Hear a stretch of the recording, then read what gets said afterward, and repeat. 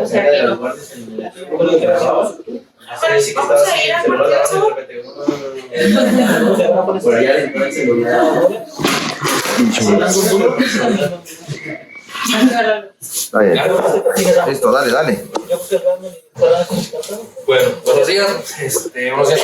Vamos a empezar con la clase. El día de hoy vamos a hacer el abordaje y ver el tratamiento del síndrome hepatorenal, pero pues antes de iniciar como tal con el tema de abordaje y tratamiento, considero que hay que tomar ciertos aspectos de la clase que no. No, pensé que ya somos el de que tenemos que retomar pues en cuenta para entender pues, la importancia y por qué se tiene que hacer un abordaje en los pacientes que entran en contexto con cirrosis y lesión renal aguda en general. Pues prácticamente sabemos que para que aparezca un síndrome hepatorenal, pues ya el estadio de una cirrosis pues tiene que estar ya en una fase muy avanzada.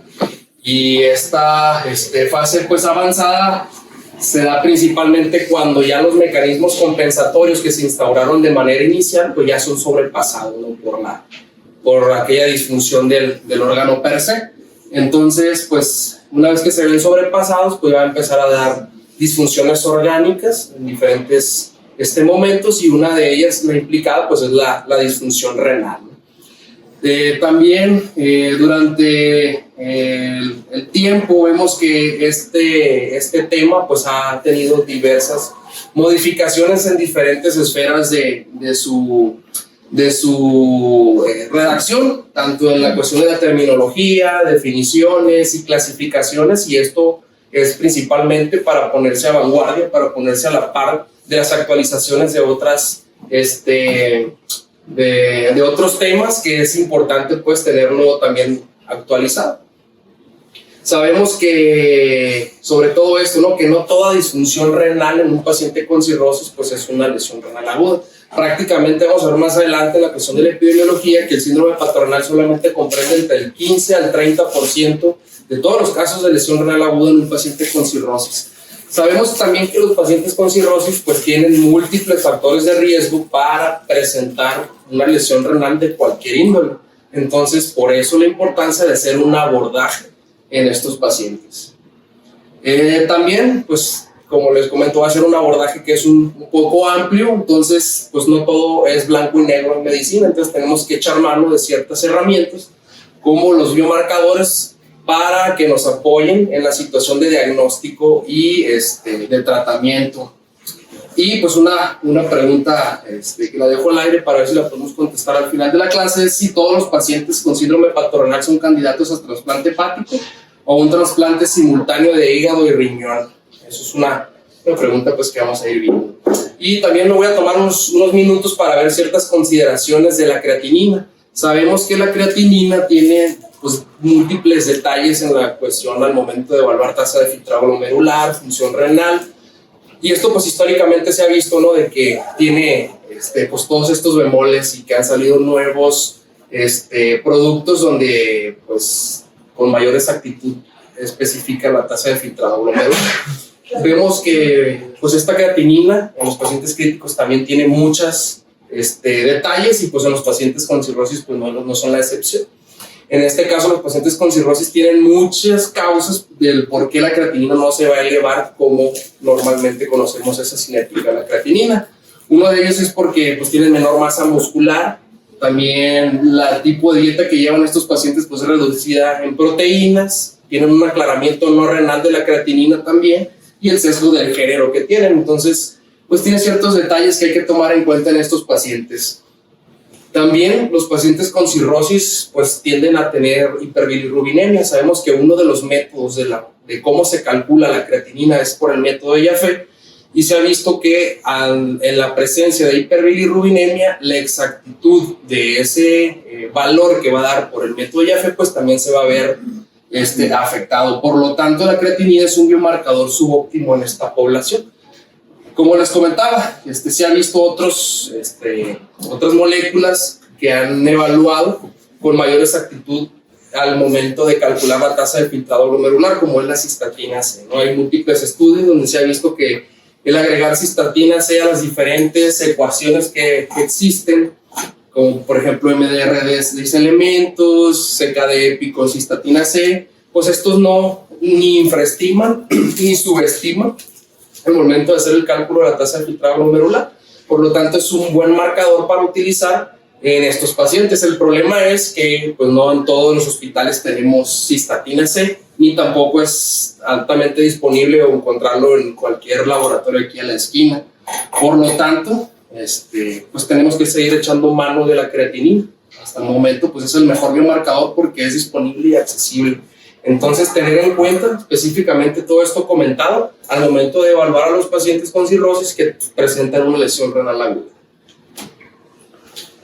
Y como parte de una definición conceptual, vemos que síndrome hepatorenal se define como el deterioro de la función renal que tiene lugar en el contexto de una enfermedad hepática crónica grave o falla hepática aguda. Eso yo realmente desconocía que un paciente con falla hepática aguda podría desencadenar un síndrome hepatorenal. También tenía la idea de que todas estas condiciones pues aparecían en un contexto de un paciente crónico que se agudizaba y que la enfermedad pues avanzaba. Pero pues realmente también hay que tener consideración en esta índole de pacientes. Y aquí pues el elemento más importante de la definición es que las alteraciones son funcionales, ¿sí? Que son principalmente por cambios a nivel hemodinámico. Y en esto resalta la definición porque se ha visto pues en diferentes, los que se encargan de estudiar, que agarraron a todos los pacientes que tenían diagnóstico de síndrome hepatorenal, les hicieron biopsias y vieron que no encontraron alguna lesión estructural, ya sea a nivel glomerular, tubular, intersticial, que pudiera explicar el por qué se deteriora esa función renal en los pacientes con cirrosis. Entonces ellos determinan, ante la ausencia de esos hallazgos, que la causa es meramente funcional. Entonces ese es otro apartado muy importante de la definición conceptual. Y el síndrome hepatorenal pues se divide principalmente en dos categorías: un síndrome hepatorenal con lesión renal aguda y un síndrome hepatorenal que no tiene asociado a lesión renal aguda. Esto es importante en diferentes contextos. Por ejemplo, en el primer contexto vemos que tenemos una clasificación de lesión renal aguda. Como vemos, pues hace yo creo que unos 5 o 7 años más o menos ya se cambió la definición de lesión renal aguda en pacientes con síndrome hepatorenal y prácticamente se puso a la par con los criterios CADIGO. Si se dan cuenta, dice que la definición de lesión renal aguda es un aumento de la creatinina mayor a 0.3 miligramos sobre decilitro dentro de las primeras 48 horas, o que aumente más del 50% respecto al nivel que tenemos de una creatinina basal, o que aumente la creatinina en los últimos 7 días. Y esta definición aplica para hepatorenal y también se clasifica. Vemos que tiene una clasificación grado 1, grado 2, grado 3, con las mismas especificaciones que lo determina la última revisión de CADIGO. Algo importante es que en el estadio 1 se divide en un estadio 1A y 1B, y esto va principalmente dado por el nivel de creatinina absoluto. Cuando es menor de 1.5 entra en una categoría 1A, y mayor a esta pues entra en una categoría 1B. Y esto es importante principalmente por lo que comentamos en la última columna. Vemos pues la supervivencia a 3 meses cuando estos pacientes tienen síndrome hepatorenal. Vemos cómo cambia el pronóstico de supervivencia entre un estadio 1, un estadio 2 y un estadio 3. Y aquí lo importante de clasificarla así es principalmente por eso, ¿no? Vemos que en el estadio 1, con un nivel de creatinina menor de 1.5 por 1.5, el pronóstico de supervivencia es del 82%, pero si pasa este umbral, vemos que el pronóstico disminuye casi un 30%, más del 30%. Entonces es importante clasificarlas, sobre todo cuando se encuentran en este contexto. Y pues básicamente esta clasificación se hizo principalmente para, uno, pues, la innovación, ¿no? Lo más nuevo, y todos hablar en un mismo idioma. Lo segundo es para intentar capturar a los pacientes lo más temprano posible y así poderles otorgar un tratamiento de manera oportuna. Si se recuerdan, no quise meter las definiciones previas, tenían cierto especificación en temporalidad y van a ver que se requería de tiempos prolongados para hacer el diagnóstico. Entonces esta clasificación nos da ese beneficio. Otra cosa importante de esta clasificación es que si se dan cuenta, dentro de los criterios de CADIGO, aquí no viene el elemento de la uresis. Y esto ellos lo justifican porque los pacientes que tienen cirrosis pueden estar en los dos extremos. Pueden estar oligúricos por la presión arterial media que manejan y el proceso de autorregulación a nivel renal y pues todos los mecanismos compensatorios, y la otra es que pueden estar poliúricos porque los pacientes con cirrosis pues toman diuréticos, ¿no? Para manejar ciertas condiciones de la cirrosis. Entonces ese elemento se ve sesgado por esas dos situaciones y elimina el criterio de uresis para clasificar lesión renal aguda. Esa es otra cosa importante dentro de la definición. Y otra cosa que también quería tomar era ver la importancia de la creatinina basal. Y esto es igual que los pacientes con lesión renal, ¿no? Vemos, cuando llega un paciente con una creatinina elevada, vemos un historial de creatininas previas para ver cómo estaba el basal, ¿no? Eso es lo que mencionamos nosotros. Y principalmente ponen estos dos escenarios. El primero es el desarrollo de lesión renal aguda en un paciente hospitalizado. Pues esto es fácil, ¿no? Llega un paciente cirrótico en otro contexto, se hospitaliza, y dentro de los días que ustedes los tienen vigilancia en el hospital, identifican que hubo un cambio en la creatinina que cumple con la definición de lesión renal aguda, y en ese momento pues ustedes hacen el diagnóstico muy rápido, pero pues es un paciente que está muy vigilado en ese momento. El problema es cuando llega en el escenario 2, cuando el paciente viene de la comunidad y te llega ya con una creatinina elevada, y ahí es difícil determinar si este paciente llegó en un contexto de agudización o ya tenía una condición crónica previa que pudiera explicar esa elevación de creatinina. Entonces lo que se busca es tomar el último valor de creatinina en los últimos 3 meses para ver ese cambio en la creatinina y poder determinar si esto es en cuestión de algo crónico o es agudo. Y esto es importante porque la otra parte de la clasificación de síndrome hepatorenal es no lesión renal aguda. Y esto se define como aquella tasa de filtrado glomerular estimada menor de 60 que tiene condiciones en tiempo. Si es menor de 3 meses, se clasifica como un síndrome hepatorenal con enfermedad renal aguda. Y si esta cumple mayor de 3 meses, pues ya se cataloga como un síndrome hepatorenal con enfermedad renal crónica. Entonces, por eso la importancia de determinar esa creatinina previo al momento de evaluar a los pacientes, porque esto también pues impacta en la cuestión del pronóstico.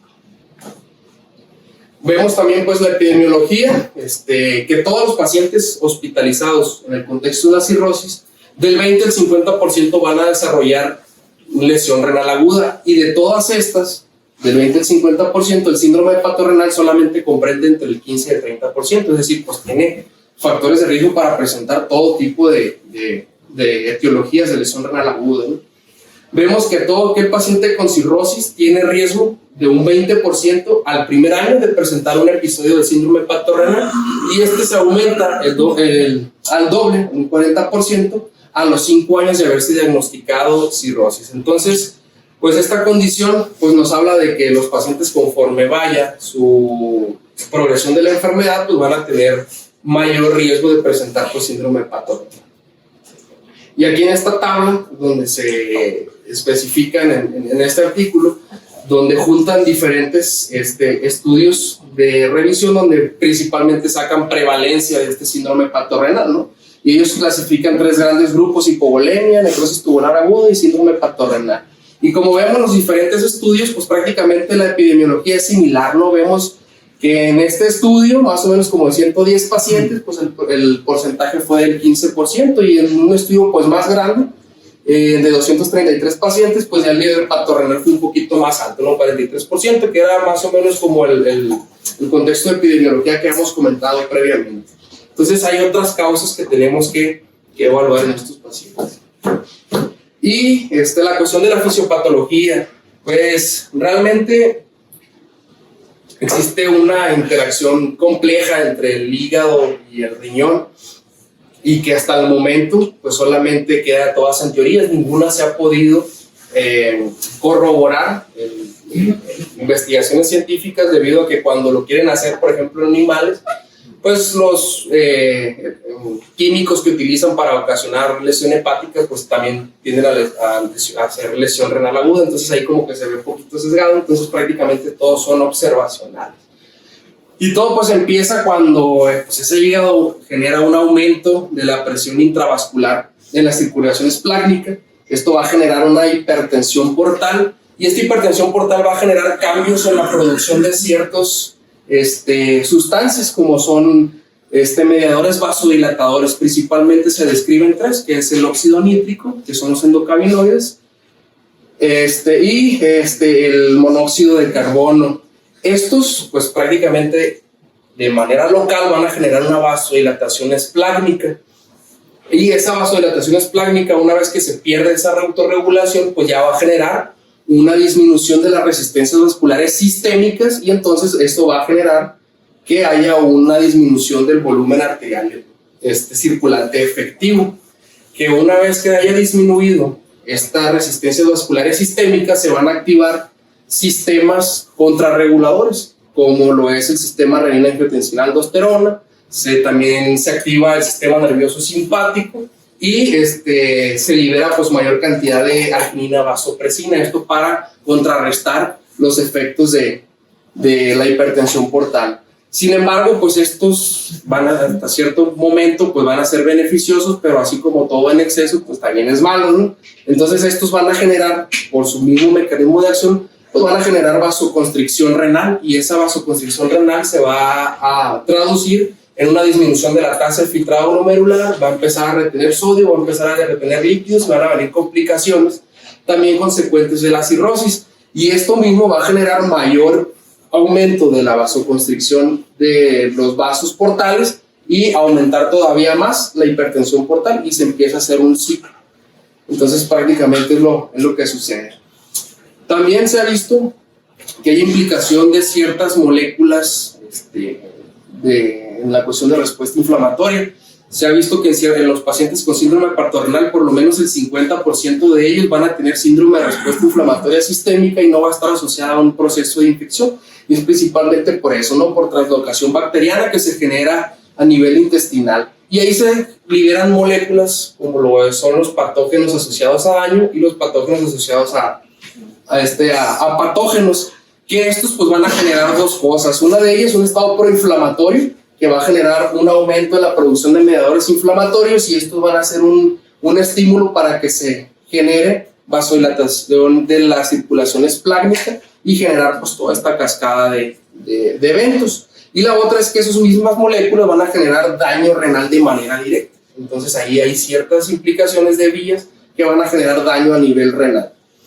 Otra de ellas pues es la cardiomiopatía cirrótica, ¿no? Se ha visto que todos estos mismos cambios que se generan, como el óxido nítrico, los endocannabinoides, son sustancias cardiodepresoras y van a tener implicaciones en la cuestión de la contractilidad cardíaca y de la bioelectricidad de la misma. Entonces esto, a cierto punto, una vez que se hayan activado los mecanismos compensatorios, como sabemos, pues ciertas condiciones de estas, como por ejemplo la aldosterona, pues genera fibrosis cardíaca, entre otras cosas, pues van a generar al final de cuentas ese deterioro de la contracción cardíaca y van a disminuir el gasto cardíaco y eso va a también disminuir o apoyar aún más a la hipovolemia arterial inefectiva. Entonces esto también va a activar todos estos sistemas y se va a generar una cascada. Y por último también se ha apoyado otra teoría que es la teoría del síndrome hepatoadrenal, una implicación ahí de las glándulas suprarrenales en los pacientes que tienen cirrosis y que inducen síndrome hepatorenal. Tampoco está bien esclarecido, las teorías comentan que muy probablemente sea porque en esta patología se consumen ciertos sustratos para la formación de cortisol y la otra es que pues también esta misma condición va a afectar ahí la interacción entre el eje hipotálamo y hipófisis adrenal. Todavía no está bien esclarecido, pero se supone que estos pacientes en los estudios que se han hecho tienen entre el 35 a 45% de presentar una insuficiencia suprarrenal relativa. Entonces, por eso también se implica esa teoría. Pues realmente, como vemos, son diferentes vías las cuales pueden explicar esta interacción entre el hígado y el riñón, pero aún así, pues no, ninguna es esclarecida y ninguna se le da el peso de manera completa. Entonces, pues sí, ya entramos al diagnóstico y pues prácticamente el diagnóstico de síndrome hepatorenal es de exclusión. Tenemos que hacer un abordaje completo para poder determinar que ninguna de las causas que nosotros buscamos es la implicada en esa lesión renal y sí se trate de manera estricta de un síndrome hepatorenal. Entonces los criterios son de exclusión, pero podemos echar mano de otros estudios también, como ciertos biomarcadores, el ultrasonido, el sedimento urinario y obviamente la joya de la corona, pues la historia clínica y la exploración física nos van a dar a nosotros muchas herramientas, por lo menos para ir direccionando hacia dónde puede ser la posible causa etiológica. Y en esta imagen les pongo de manera esquemática todas las causas que existen de lesión renal aguda en pacientes con cirrosis. Igual como hacen el abordaje, ¿no? Lo dividen en causas prerrenales, intrarrenales, posrenales, y como vemos hay muchas causas que pueden ocasionar esto. Por ejemplo, los pacientes con cirrosis tienden a tomar laxantes y esto para cumplir con las metas de evacuaciones en el paciente con cirrosis para la prevención de encefalopatía hepática. Entonces, o si al paciente se le pasaron las cucharas, pues muy probablemente tuvo pérdida de líquido de manera gastrointestinal y esto puede condicionar pues una hipovolemia y condicionar una lesión renal aguda prerrenal. También igual con los diuréticos, se tienen que ir titulando los diuréticos de manera estricta y si a este paciente también se le pasan las cucharas con el diurético, pues va a tener pérdida de agua y electrolitos a nivel urinario y eso puede explicar también esa hipovolemia y condicionar pues una lesión renal aguda prerrenal. Asimismo, estos pacientes tienen pérdida del apetito, pueden que la relación entre los ingresos e egresos pues sea no adecuado y pues eso también condicionar una hipovolemia y factor de riesgo para lesión renal aguda. ¿Y por qué no? Estos pacientes también pueden tener síndrome cardiorrenal tipo 1. Vimos que también tiene una implicación ahí a nivel cardíaco, entonces pues no están exentos de que tengan una condición a ese nivel. También, como vimos en las clases previas, el síndrome compartimental abdominal pues, bueno, puede ser parte también de esta fisiopatología. Aquellos pacientes que llegan con ascitis a tensión pueden generar un síndrome compartimental abdominal y pues esto darnos una característica de lesión renal aguda y no necesariamente síndrome hepatorenal. Y otras condiciones como, vamos a ver en la clase de Viri, la hipertensión, el síndrome hepatopulmonar pues también va a estar implicado en esta fisiopatología. En condiciones intrarrenales, pues las glomerulonefritis, los pacientes que tienen cirrosis también tienen riesgo de presentar glomerulonefritis. Hay una corte donde dice que el 50% de los pacientes con cirrosis en esa corte tenían algún grado de glomerulonefritis que a lo mejor clínicamente o bioquímicamente no se expresaba, pero en las biopsias sí tenían ya datos de glomerulonefritis. Entonces, por ejemplo, la glomerulonefritis por IgA pues es muy frecuente en los pacientes que tienen cirrosis, entonces es otra de las causas que hay que tener en cuenta. Sabemos que los virus hepatotropos que ocasionan enfermedades crónicas como los virus de hepatitis B, virus de hepatitis C, pues van a condicionar también en cierta proporción pues una cirrosis por la cronicidad de esa infección. Y sabemos que estas mismas infecciones virales pueden generar pues glomerulonefritis, principalmente enfermedad por crioglobulinemia. Por ejemplo, la hepatitis B pues, da una condición de crioglobulinemia tipo 2 y la hepatitis C una tipo 3. Entonces, a estos pacientes que tengan estos antecedentes pues, nos pueden apoyar también dentro del abordaje y no soltarlo, ¿sí? Dentro de las causas de necrosis tubular aguda, pues la nefropatía colémica, los pacientes tienen hiperbilirrubinemia, pueden tener factores de riesgo para presentar lesión renal aguda asociada a pigmentos, entonces es otra condición que hay que tener en cuenta. Otros que vienen también determinados ahí pues son los antibióticos. Se ha visto que prácticamente el 80% de los pacientes con cirrosis hospitalizados van a tener contacto con algún antibiótico, ya sea por una condición de una causa específica, como por ejemplo una peritonitis bacteriana espontánea, o la puede estar recibiendo como profilaxis, ¿no? Si llegó un paciente con sangrado tubo digestivo, si llegó un paciente que por otra condición y le dan profilaxis para prevención para la peritonitis bacteriana espontánea, entonces la exposición a medicamentos como las quinolonas pues pueden también inducir lesión renal aguda y pues ya desmitificamos que la vancomicina genera lesión renal aguda.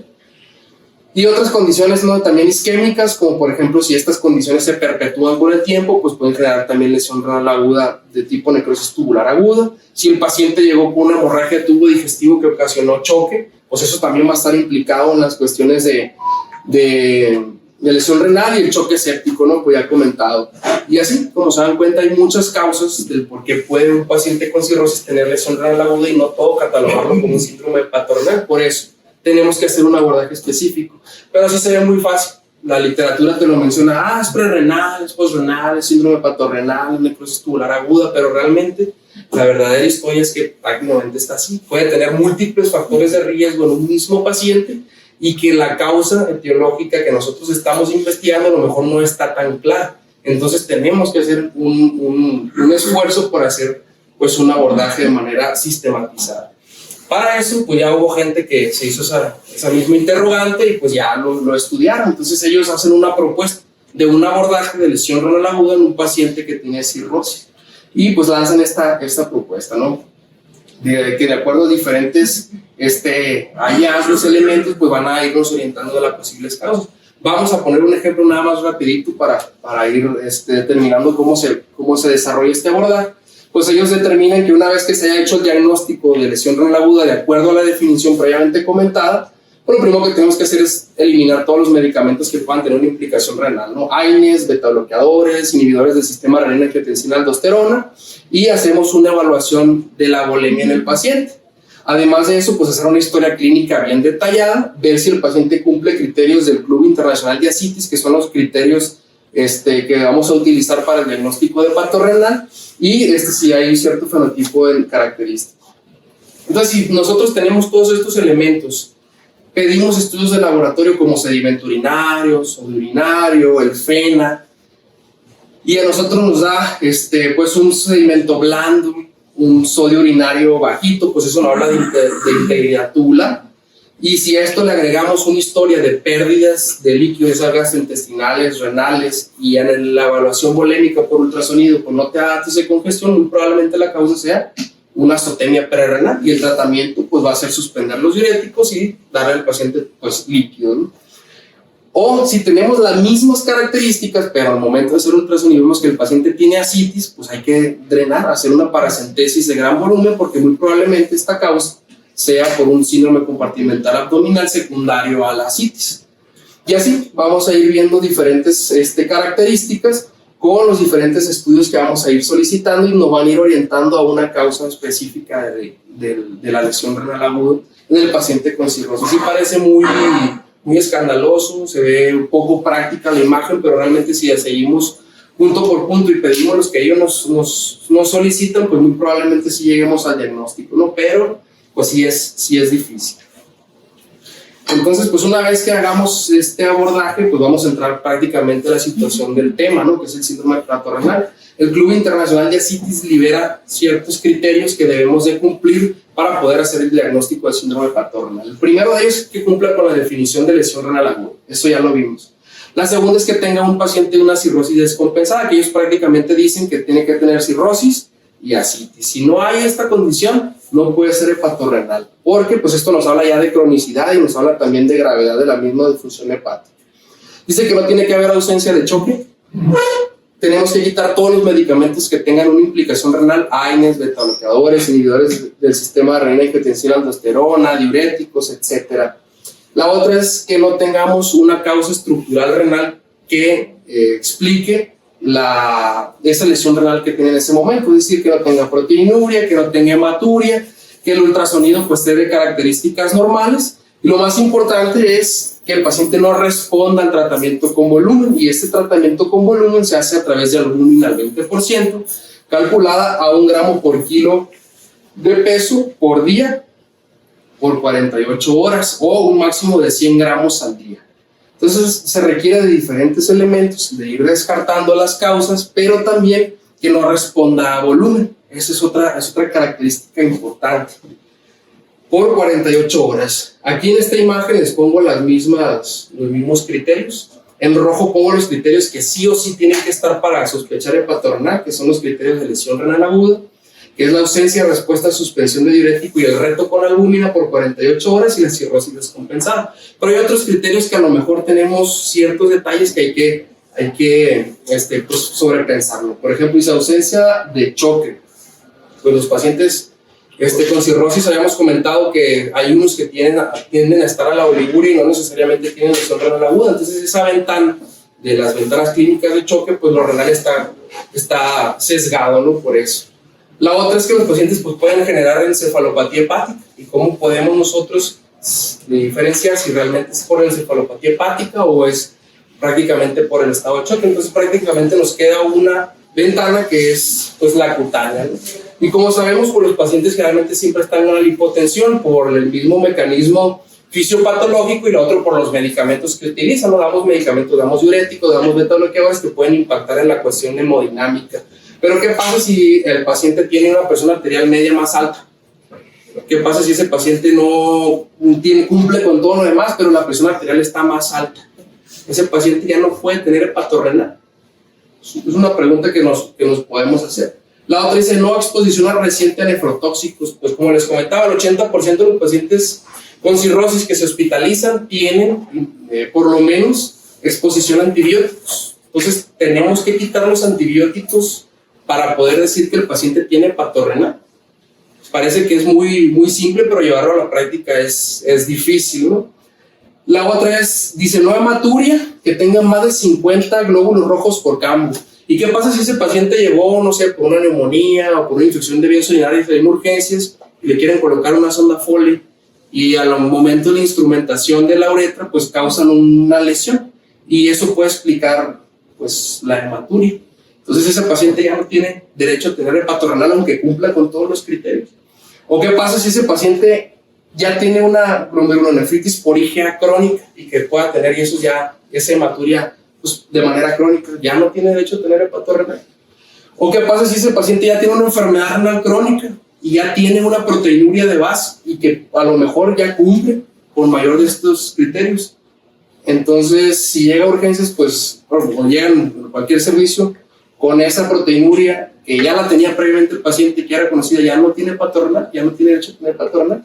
Entonces hay ciertas cosas que no cuadran pues en los criterios diagnósticos que pues sí nos quedan con diferentes dudas. Otra cosa es que cuando vimos la clase de lesión renal aguda vimos que prácticamente mucho peso en la cuestión de la investigación pues era ver el sedimento urinario, ¿no? Eso también te voy orientando a cuál puede ser la posible causa, pero en los criterios no viene sedimento urinario y vemos que es una implicación renal. Vemos también que el sodio urinario pues también no viene dentro de los mismos criterios y la presión intraabdominal tampoco. Vimos que la ascitis pues, puede ocasionar síndrome compartimental abdominal. ¿Y qué pasa si no cumple con definición de síndrome compartimental abdominal, pero sí de hipertensión intraabdominal? Ese paciente ya no tiene derecho a tener hepatorrenal. Pues bueno, sí hay ciertas cosas pues que sí nos llaman la atención, que pues hay que tener muy en cuenta al momento de aplicar los criterios. Y como les comento, son criterios de exclusión, no criterios de inclusión. Y pues también los investigadores pues también se hicieron diferentes preguntas. Dicen, bueno, ¿por qué dicen que hay que tener por lo menos 48 horas con albúmina al paciente, suspenderle diurético y todo y ver si este paciente responde? Y bueno, pues en este artículo estos autores pues determinaron de ver la cuestión del estado de hemolemia del paciente, principalmente midiendo la vena cava. Ellos más o menos registraron 53 pacientes en este estudio y los clasificaron de acuerdo al tamaño de la vena cava que tenía. Los clasificaron en menor de 1.3, entre 1.3 y 2 y mayor de 2. Como vemos en la última columna, vemos que de los 11 pacientes tenía una colapsabilidad menor al 40%, y prácticamente ellos lo catalogaron como que el paciente ya estaba reanimado. ¿Sí? Entonces, sí, eso. Y había otros pacientes que tenían la colapsabilidad mayor del 40%, pero también los catalogaron de acuerdo al diámetro de la vena cava como pacientes que ya estaban reanimados, ¿no? También dentro de los que se encuentran ahora de este lado, los que tienen la vena cava menor de 1.3 centímetros, vemos que 8 de estos 23 tenían cierto grado de hipertensión intraabdominal, que el tratamiento pues era quitar esta hipertensión abdominal para poder pues revertir la lesión renal aguda que tenía el paciente. Entonces, pues aquí, ¿cuál sería el contexto de darle líquidos a un paciente? Y de estos 23 pacientes, 15 eran pacientes que realmente necesitaban volumen, que sí estaban depletados de volumen. Y aquellos que se encontraban entre 1.3 y 2, vimos que son 17 pacientes. Entonces, si sacamos sumatoria de 11 pacientes que se encontraban ya sobre reanimados, 8 pacientes que no requerían líquidos porque la causa de esta condición de la vena cava era una causa extrínseca, pues nos da un total de 19 pacientes. Si sumamos estos pacientes que realmente requieren líquidos, son 15. Y si sumamos estos pacientes que ya estaban con un estado de volemia adecuado, pues también son 19. Entonces, si se dan cuenta, 19 pacientes contra 15, el trecho de pacientes que realmente requieren volumen, pues es menor de los que realmente no requieren volumen. Entonces, ellos se cuestionaron pues esa situación de que si realmente todos los pacientes te necesitas esperar 48 horas para darle tratamiento con albúmina para poder decir que es hepatorrenal. ¿Qué pasa con esa situación? Y pues ahí, como parte de la conclusión del artículo, pues ellos decidieron iniciar el tratamiento bajo esta situación y vieron que el 23% de los pacientes mejoraban la lesión renal aguda más pronto que si le daban el tratamiento convencional. Y otra cosa, pues es el papel de los biomarcadores, ¿no? Ahí también, como les comentaba, no todo es dicotómico. A veces en medicina y tenemos que echar mano de diferentes herramientas para poder apoyarnos en el diagnóstico. Uno de los más estudiados, pues es el NGAL, ¿no? Ya lo vimos también en la cuestión de la clase de lesión renal aguda. Y nada más para entrar en contexto, estos son los diferentes estudios en los que se tomó y vemos que los pacientes que tenían un NGAL elevado, arriba de 220 microgramos por gramo, prácticamente todos eran secundarios a una necrosis tubular aguda y el resto no lo elevaba.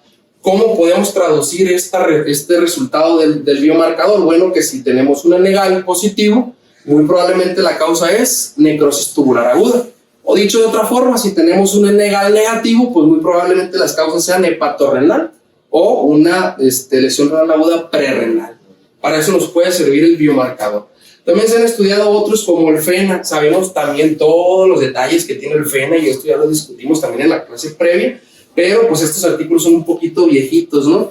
Pues a lo mejor no estaban tan actualizados como cuando después salieron estas implicaciones y vemos que un FENA bajo pues nos orienta a que la causa puede ser prerrenal o síndrome hepatorrenal, pero específicamente vieron que un FENA menor de 0.2 apoyaba mucho el diagnóstico de síndrome hepatorrenal. Entonces, ¿cómo podemos traducir este resultado del biomarcador? Que ante un FENA bajo, específicamente bajo, menor de 0.2, apoya el diagnóstico de síndrome hepatorrenal. Y también la albuminuria, ¿no? La implicación ahí glomerular. Los pacientes que tienen necrosis tubular aguda, pues tenían mayor albuminuria que los pacientes de hepatorrenal y azoemia prerrenal. Entonces, la presencia de microalbuminuria o albuminuria en los estudios de orina, pues nos hace también apoyar el diagnóstico de síndrome hepatorrenal. Y aquí en esta tabla les pongo los diferentes biomarcadores que también se han estudiado, como interleucina 18. Vemos que también se encuentra prácticamente elevado en pacientes con necrosis tubular aguda, y es la misma interpretación que los pacientes con NGAL, el KIM1 también, y vemos que hay unos específicos de hepatorrenal, ¿no? Como adrenoglobulina, tromboxano 2, que sí se encuentran elevados, pero pues estos todavía están en investigación, todavía no se han determinado dentro del protocolo de estudio. Y así mismo, pues, entonces el abordaje de una manera estándar, pues nos habla de que una vez que nosotros tengamos el paciente en el contexto de lesión renal aguda, pues vamos a clasificarnos si está en un estadio 1 o en un estadio 2 o 3. Si está en un estadio 1, hay que ver a qué categoría pertenece, si es 1A o 1B. Si es 1A, lo que recomiendan ellos es quitar todos los factores de riesgo que pueden implicar lesión renal aguda y solamente monitorizarnos por 48 horas. Se dice que aproximadamente el 85% de los pacientes que están en esta clasificación van a resolverse simplemente con quitarles el factor de riesgo. Por eso vemos si el paciente responde. Si responde, pues nada más se da la vigilancia. Si no, entonces sí iniciamos el reto ya con albúmina, con la dosis previamente establecida.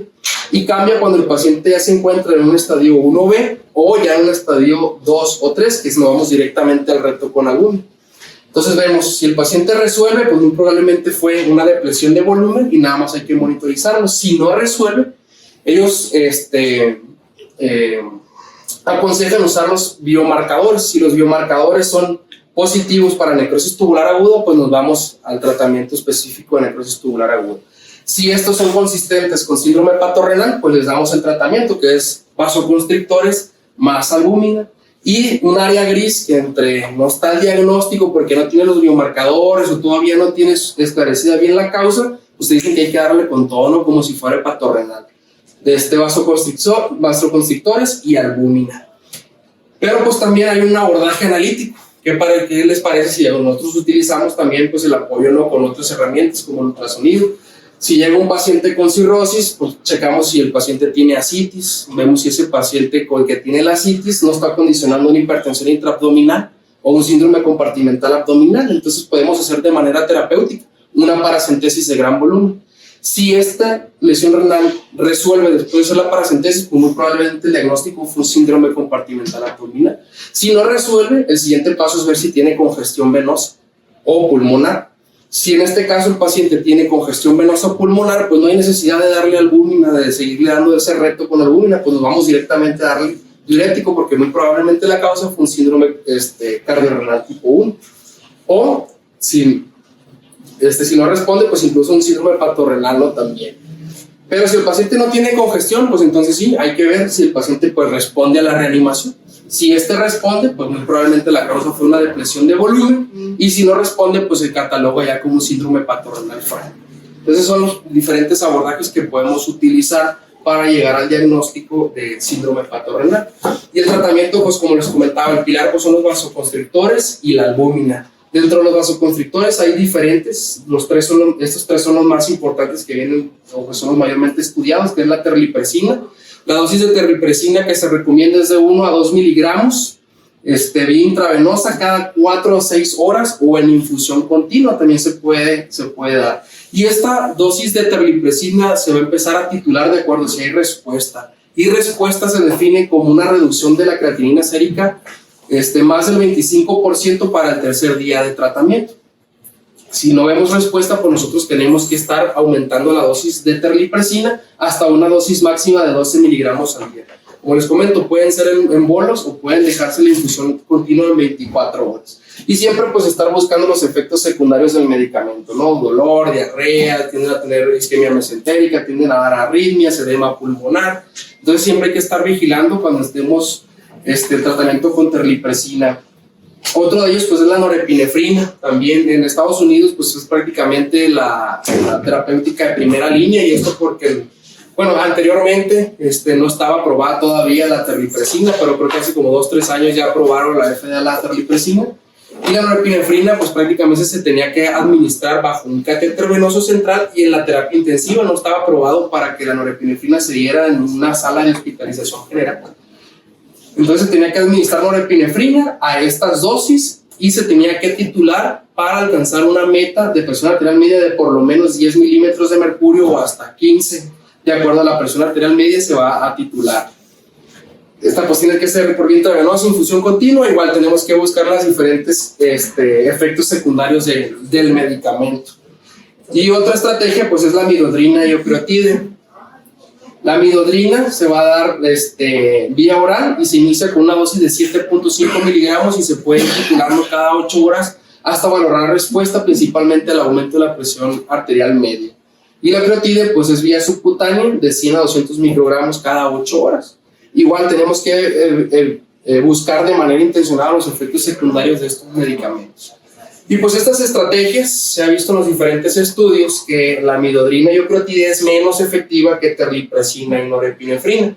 Y de estas dos estrategias, pues ahí también hay evidencia un poquito contradictoria, porque dicen que terlipresina es mejor que norepinefrina en cuestión de revertir más rápido la lesión renal aguda, la cuestión de efectos secundarios, de mortalidad, y hay otros que dicen que no, que son prácticamente similares. Entonces, apuntar nosotros a lo que tengamos pues disponible y cumplir con las metas que se nos solicita.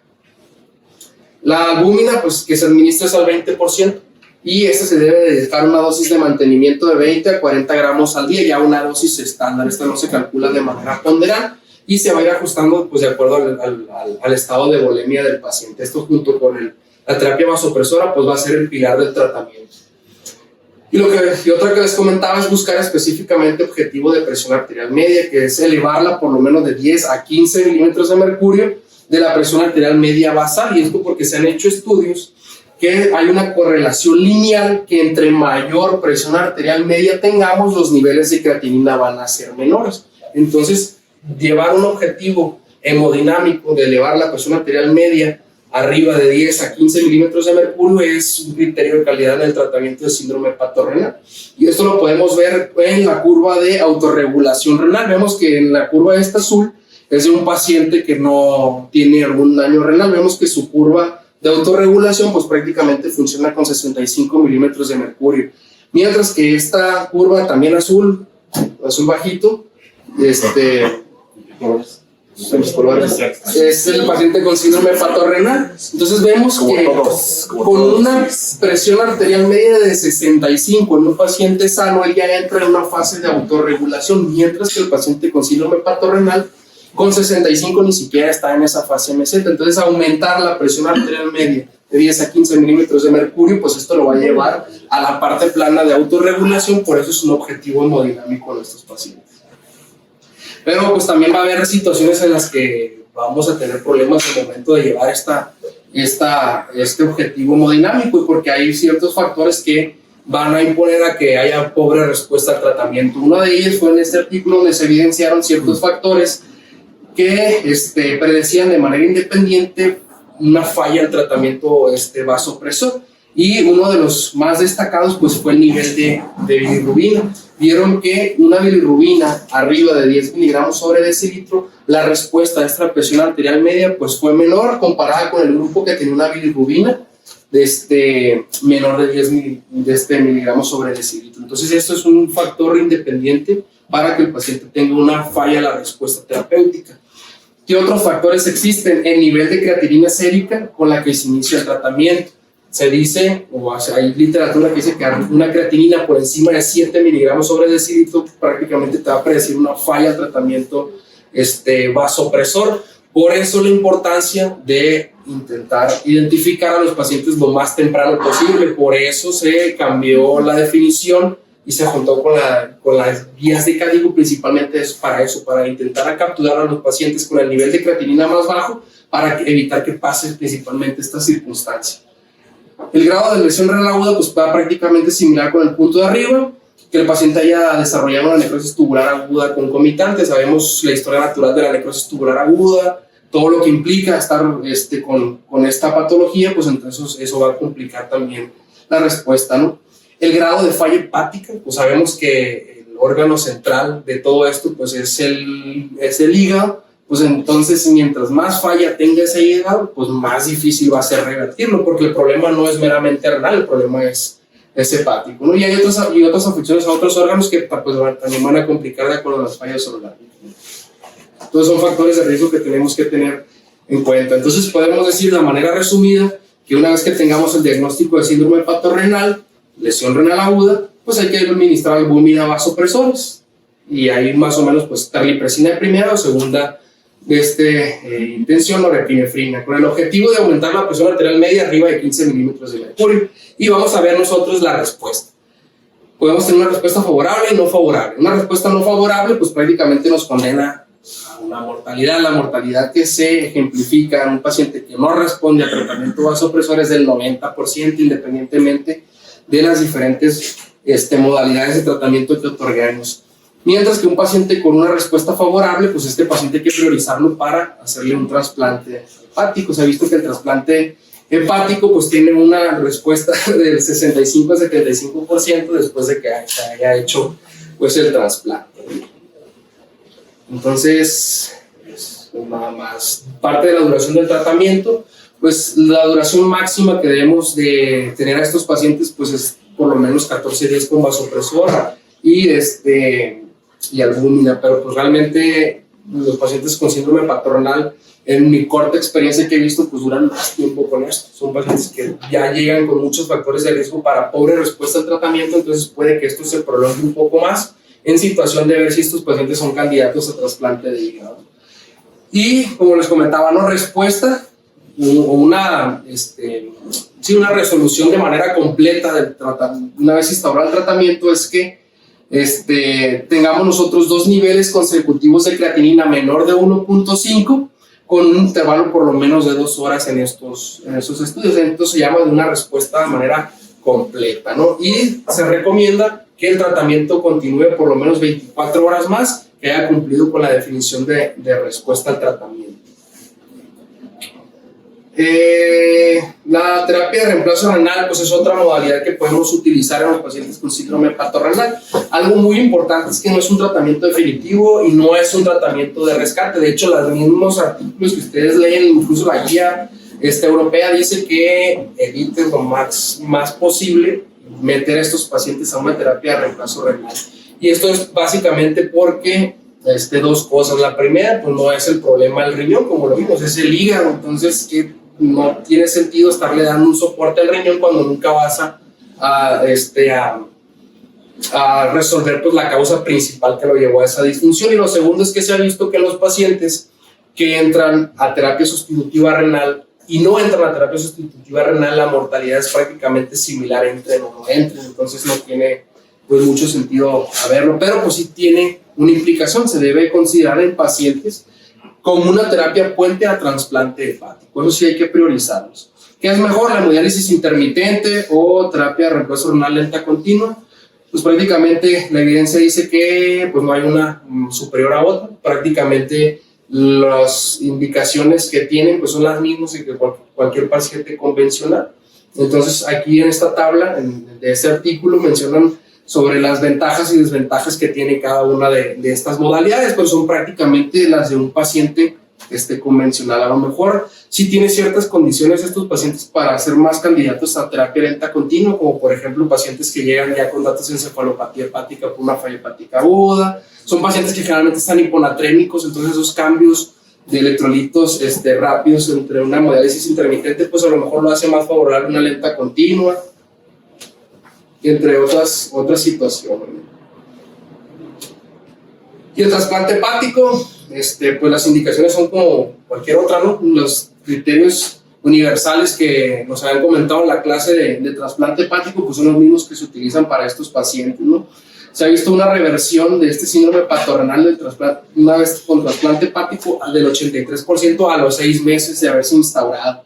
Pero también hay factores de riesgo que hay que tomar en cuenta de que puede que no haya una reversión una vez que se haya hecho el trasplante hepático. Y los que se han determinado, pues es la duración más larga de la terapia de reemplazo renal pretrasplante, otra es la diabetes preexistente, trasplante hepático previo ya al que se está visualizando y la edad avanzada. Son los factores que se han relacionado para que no haya una reversión después de un trasplante hepático.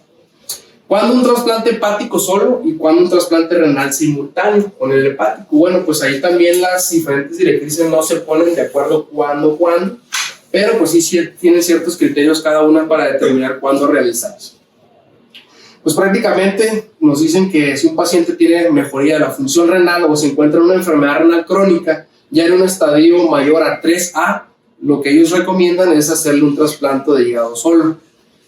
Si lo vamos al otro extremo, un paciente que tiene ya enfermedad renal crónica con una tasa de filtrado glomerular menor de 44, pues principalmente las directrices estadounidenses dicen que hay que hacer un trasplante hepático y renal de manera simultánea, mientras que la guía europea dice que tienes que hacerle una biopsia y si en esa biopsia tiene más del 30% de fibrosis, pues ese paciente es candidato a hacerle un trasplante simultáneo. Y prácticamente lo que atañe aquí, pues son pacientes que llegan con lesión renal aguda. Aquí ellos determinan de acuerdo a la tasa de filtrado glomerular y también tienen cierta discrepancia entre las guías americanas y europeas. Y vemos que el tiempo de diálisis va a ser importante para determinar si va a ser un trasplante hepático solo o un trasplante hepático con riñón concomitante. De acuerdo al tiempo que ellos determinen, de acuerdo a cada una de las directrices, es la recomendación que van a dar, ¿no? Entonces prácticamente no me voy a meter en muchos detalles, nada más decir números, pero en la imagen ahí viene bien esclarecido cuándo es recomendado hacer un trasplante hepático solo y uno concomitante con riñones. Y hay otras estrategias terapéuticas también que se han implementado en pacientes con síndrome hepatorrenal, como los TIPS, pues las paracentesis, ¿no? Que se tienen que estar priorizando pentoxifilina, serelaxina, nebivolol, que hay ciertos estudios donde se ha visto que estos medicamentos pueden ayudar, pero pues todavía no se han universalizado ni se han replicado esos mismos resultados, por lo tanto todavía no tienen un cierto grado de recomendación para estas enfermedades, para esta enfermedad específicamente. Y pues prácticamente es lo que traigo del tema, no sé si tengan preguntas o comentarios.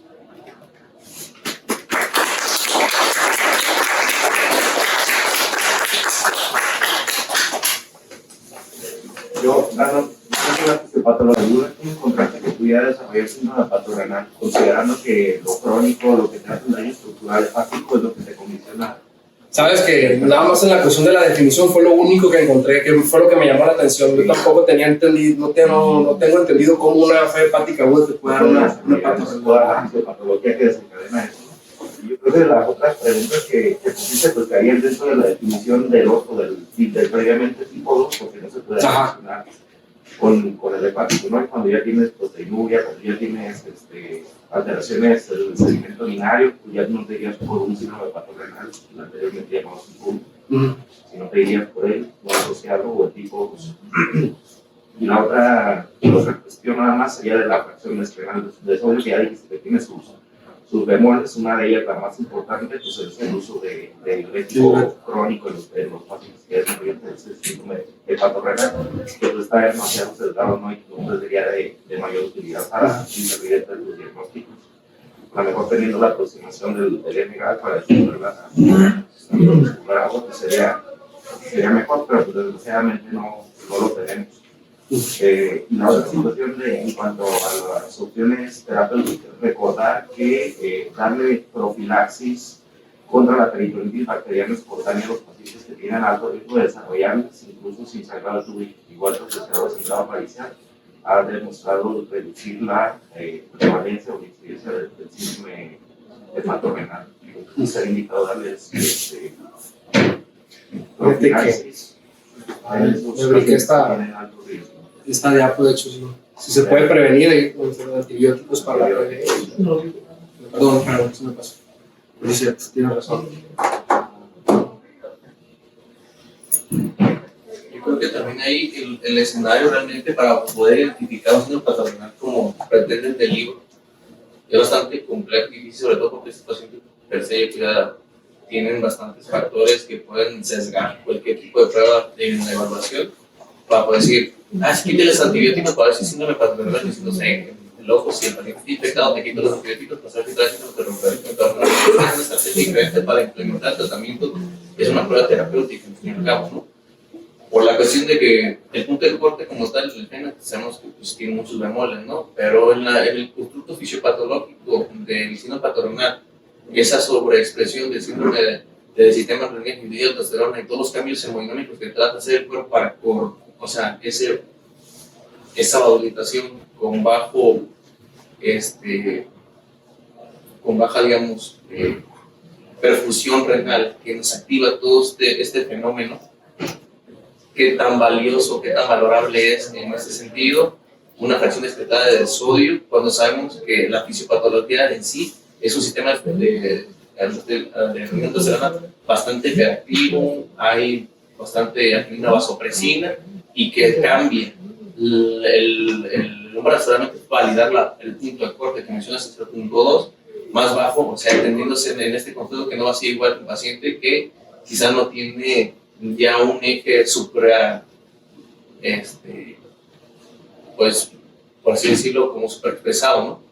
Es una de las situaciones. Otra cosa es los cambios en el caso de la cirrosis, que por per se tiene que tener hipertensión portal, y que de otras maneras, cómo se analiza la congestión venosa en estos pacientes y cómo toman como una variable única la vena cava para poder determinar en el estudio que mencionaste. O sea, yo creo que se tratan de ver pacientes como un fenómeno estático en esas valoraciones, soportando mucho que el valor de la prueba, ¿no? Tanto de FENA como la de vena cava, cuando es más dinámico de lo que se cree esta situación, ¿no?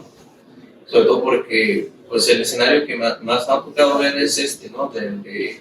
El que no se previnió o no se previno un síndrome hepatorenal para crisis evacuatorias de gran volumen, en ya escenarios bastante avanzados de un ya micosis, ya con refractariedad, tratamientos con diuréticos, y que obviamente trae un montonal de factores confusores que no te permiten esclarecer realmente si es un impacto renal, pues estamos ante una lesión, una lengua renal hemodinámica en ese estadio, y que como también esto puede avanzarse en una necrosis tubular aguda por la permanencia de ese mismo estímulo y sobre todo de un bajo volumen efectivo, que es el punto por el cual tienen sus pacientes, ¿no? Ahora, el punto de todo es, como dice el maestro Kerner, es en el fenómeno de encontrar el paternal en la falla hepática aguda, pues es el conjunto fisiopatológico, porque de otra manera, pese a todo lo que haces en tratamiento para poder discernir y dejar como exclusión esto, porque al final sirve en esos escenarios ponerles albúmina y terlipresina, o sea, cuál es realmente el punto que está tratando de compensar en ese síndrome que se perdió, diferente a lo que no se está haciendo. De todos modos, pueden aumentar la perfusión, quitar la congestión, quitar el líquido como en una hipertensión intraabdominal compartimental, causas obvias, ¿no? Y los que fracasan, realmente si es un diagnóstico adecuado, o sea, realmente decir, pues es paciente que un síndrome paternal con fracaso de tratamiento o con mala respuesta al tratamiento, es con lo difícil que es realmente diagnosticar en esos escenarios algo conciso, algo determinante. Ese fracaso de tratamiento o falla de respuesta es por el deterioro que viene arrastrando el paciente, donde ya venía con una enfermedad renal no conociendo su base ya establecida, por el cual no te encuentras ese fenómeno de respuesta, o estamos ante un abordaje que no determinó realmente la causa y no se trató la causa como tal, por el cual ni ese paternal ni otra causa no abordada por los sesgos de la evaluación, por el operador dependiente en el ultrasonido, porque realmente establecer una bulimia en un paciente es complicado y muy complejo para saber cuánto es la bulimia, y no es tan fácil como para poderlo traducir del libro, ¿no? O sea, como que pretenden ellos estudiar. Tengo una pregunta. Te presentan un paciente de sus características en piso, ya lo abordaron, ya te dijeron que tiene síndrome paternal, te piden valoración. ¿Qué les vas a contestar? Se descarga todo. No se beneficia. No se beneficia. Pues si la mortalidad está muy alta, pues no es que tengas disponibilidad de trasplante, pues lo vas a ingresar, ¿no? Entonces, estos son pacientes de piso de segundo nivel, ¿no? O sea, casi no se ven en el tercer nivel este tipo de pacientes, pues es la realidad. pues de todos modos tienes que saber que Nefro no los pasa a hemodiálisis, aunque tú no los ponen, por eso yo creo que por eso pusiste el tratamiento albúmina Terlin, ¿no? Que se inicia el mismo tiempo, pero no te puedes esperar a que le hagas el rato albúmina, a ver si en 48 horas mejora, para que cuando no mejoró ya ves que la vea en 300, la retina en 10 y ya el paciente tiene que pasar la hemodiálisis, ¿no? Pues, Y pues, no lo va a pasar, pues entonces. Pues sí, otro escenario que puede ser es que el paciente esté contigo y tenga lesión renal aguda y detectes que tiene síndrome paternal. Sí, ya lo Pues sí, que ya lo tengas ahí, ya lo tengas adentro, pues ya tienes que abordarlo. Pues sí, hermano, pues es que no puedes decir que nomás es de piso, pues te lo puedes topar dentro de la terapia. Pero, Sí, que hable bien. Pues sí, la falla te cagó. Sí, fue lo que por eso les dije, me hace muy. Vamos a aceptar Yo creo que la definición. crónicos, pues. Así es. Salud. Sus veces crónicas, ¿no? Hepáticas. Oye, viejito, nomás para Ese era el contexto que lo tenemos. agregar 3 cositas nomás que vi que ahí de que podía complementar. Oye, una de las que vi que, por ejemplo, que te servía de punto lo que mencionaste del FENA, era la fracción de extracción de la urea, menor de 21%, pues también te apunta más al síndrome hepatorenal. La otra es que cuando fallan a la terlipresina, muchas veces se ha visto asociado a que tienen una falla hepática aguda sobre crónica, grado 3, y hay una sobrecarga de volumen. Entonces, y muchas veces el fallo de la terlipresina se encuentra acompañado de una hipoxia.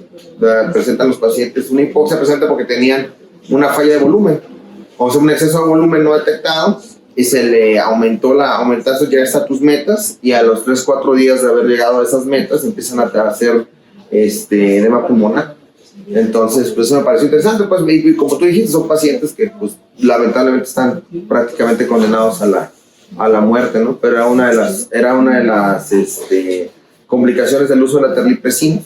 Y Por lo demás, pues sí, lo que dijiste, no tiene, es mejor porque pues la puedes usar ya incluso fuera de la terapia intensiva, no tienes que utilizar una línea central.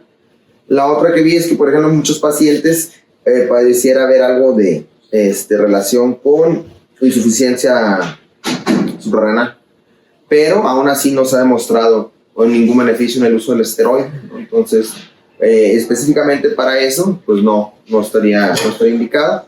Y lo de los tips parecía prometedor, como dices tú, pero también se ha visto que pacientes que tienen poca reserva hepática pues responden mal a los tips, se exacerba la función hepática, y más bien como se ha visto que la mejoría, pero en pacientes que se les hizo tips por otros motivos y tenían un síndrome hepatorrenal concomitante, ¿no? Hubo una mejoría, pero no específicamente se hicieron los tips para eso, entonces por eso también no se puede recomendar todavía.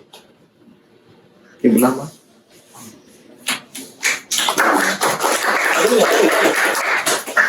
Un cuestionamiento, si me da. ¿Se queda?